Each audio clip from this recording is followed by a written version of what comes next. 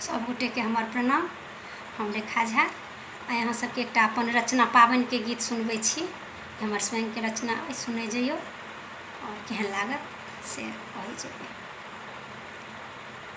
मिथिला के पाबनि मधुश्रावणी पर्व महान, धिया पूजती पाबनि हम करबै ओरियान।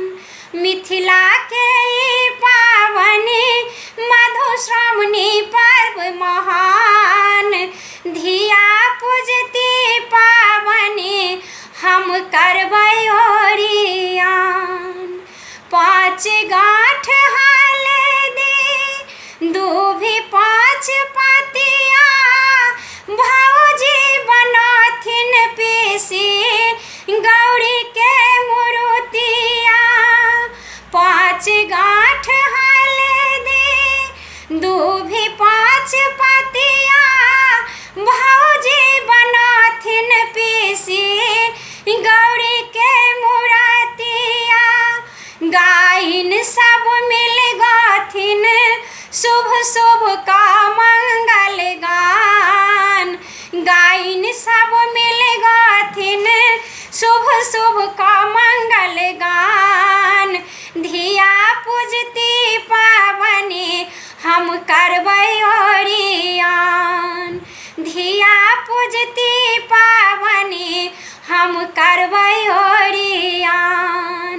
16 श्रृंगार धिया रूप सजाती, मांग सिंदूर हाथ मेहंदी रचाती।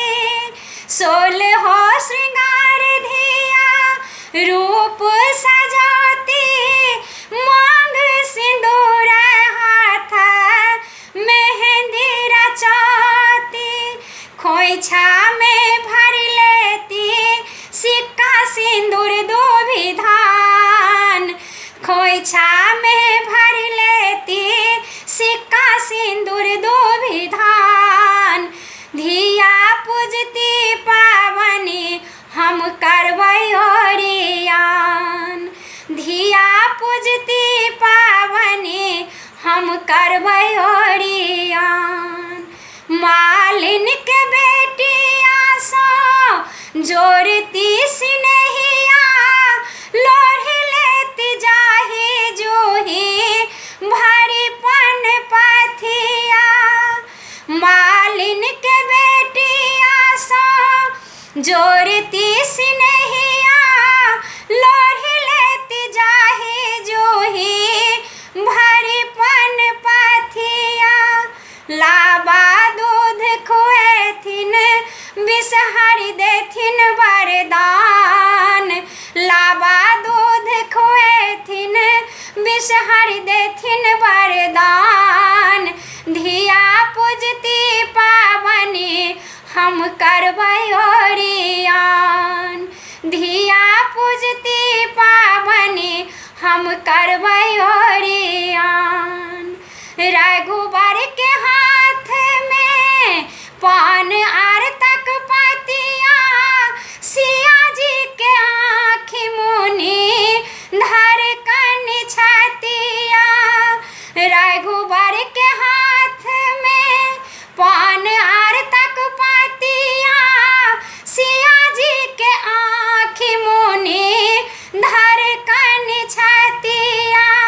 भौजी टेमी देती रघुबर करथिन सिंदूरदान। भौजी टेमी देथिन रघुबर करथिन सिंदूरदान।